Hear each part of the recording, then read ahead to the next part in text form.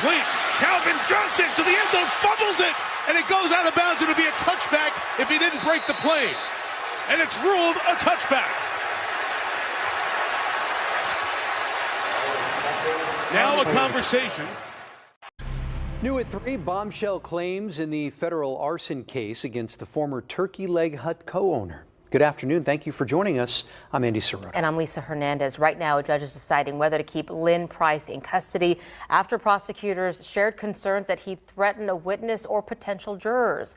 KPRC2's Bryce Newberry live in the newsroom after hours in the courtroom this morning. Bryce. Yeah, Lisa and Andy, for the former Turkey Leg Hut owner, federal prosecutors say the turkeys have come home to roost. They say for years, Lynn Price has tried to keep his hands clean of crimes, paying off others to do the dirty work, and they want to keep him in custody. During a more than 2-hour hearing, an FBI agent testified that Price paid $1,400 to have his ex-business partner's bar, 5015, blown up nearly 5 years ago. This is surveillance video from that early morning in June of 2020 when masked men poured gasoline all over the patio before that fire that then caused an explosion and destroyed the building. An indictment unsealed last week alleges that Lynn Price orchestrated this plan. The owner of that bar allegedly told FBI agents he initially planned to bring Lynn Price into that business, but then decided not to. The owner allegedly turned down a box of cash Lynn Price brought him to be part of the ownership team. And then when Bar 5015 started selling crawfish, apparently using the Turkey Leg Hut supplier, the owner said Lynn Price called screaming and hollering and threatened to blow the place up. So in the past, Lynn Price went to federal prison on tax fraud related charges. Once he got out on supervised release, prosecutors allege that he's been involved in other criminal activity, including paying a co-defendant in this arson case to steal vehicles and heavy machinery. The FBI agent testified under oath that same co-defendant admitted to bringing truckloads of hydro marijuana from California that would be stored at the Turkey Leg Hut and then got sold at the restaurant in custom branded packaging. Prosecutors allege Lynn Price got the proceeds and gave some of the money to that co-defendant. And while he's not charged connected to those allegations specifically, Price's attorney argues he is not a danger to the community. He's actually helped the community after natural disasters.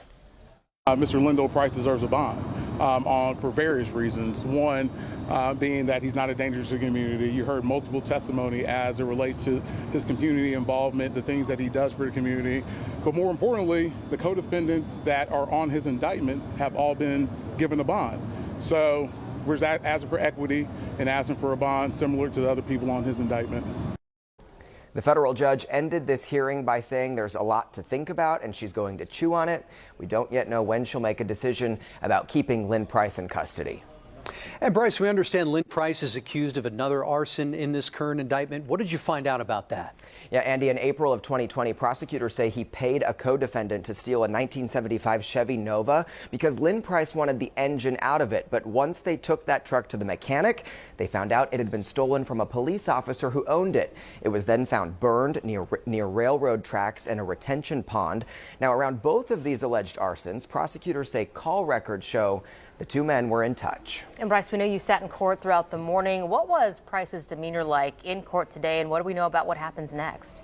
Lisa, Lynn Price was still handcuffed and shackled. He was wearing an olive green jumpsuit. He had many people there to support him and seemed hopeful at the beginning of this hearing. He was nodding at them as they came in, but then as the hearing went on, he seemed to keep his head down. And then at times when some of these new allegations came out and were discussed, he would appear to react and shake his head. He was then taken back into custody while we await this judge's decision.